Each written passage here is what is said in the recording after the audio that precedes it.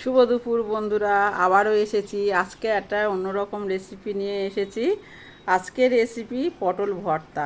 কিভাবে করব আপনারা প্রথম থেকে শেষ পর্যন্ত দেখতে থাকুন। এই বৃষ্টির দিনে তো এইরকম একটু ভর্তা খেতে সবারই খুব ভালো লাগে।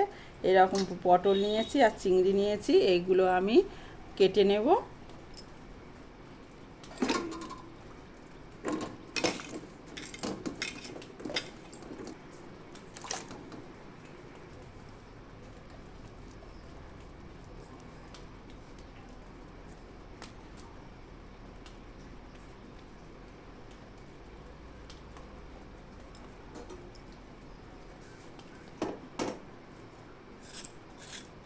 পটলগুলো না ছাড়িয়ে এরকম করে হালকাভাবে চেঁচে নেবেন।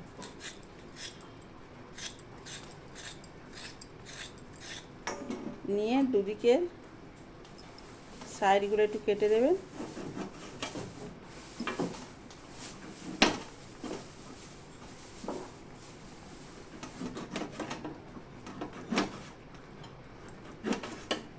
দেখুন এইরকম পাতলা পাতলা করে কেটে নেব।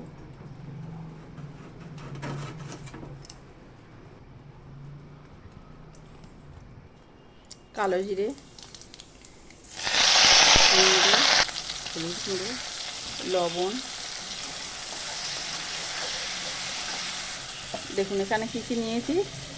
4-5টা রসুনের কোয়া নিয়েছি, পেঁয়াজ নিয়েছি, টমেটো, কাঁচা লঙ্কা আর এরকম ছোটো ছোটো টুকরো করা পটল, সবগুলো একসাথে দিয়ে দেব।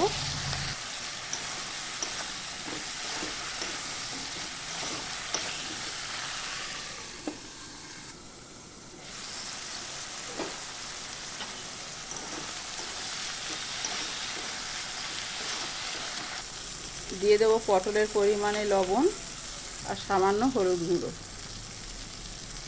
এরকম হালকা ভেজে নেব। এবার আমি গ্যাসটাকে বন্ধ করে দেব। মিক্সি বোলের মধ্যে নিয়ে নেব। আমি পেস্ট করে নেব। দিয়ে দেবো 1 চামচের মতো সর্ষের তেল, দিয়ে দেবো একটা শুকনো লঙ্কা কুচি, দিয়ে দেবো কালো জিরে। পেস্টটা আমি একে একে দিয়ে দেবো।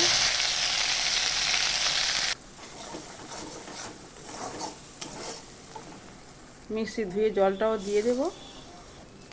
দেখুন এইরকম শুকনো মতো করে দেবেন আর এই রকমই হালকা করে একটু চিনি দিয়ে দেবেন। ভর্তাটা আমার রেডি হয়ে গেছে। যারা পটল পছন্দ করে না তাদেরকে এইরকমভাবে একবার বানিয়ে দেবেন, দেখবেন আঙুল চেটে খাবে।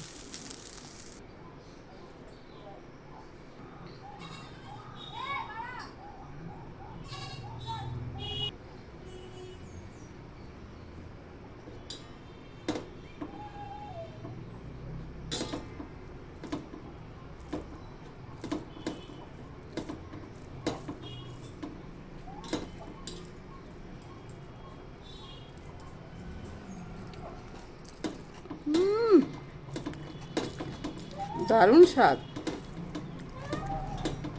আপনারা অবশ্যই একবার বাড়িতে বানিয়ে দেখুন।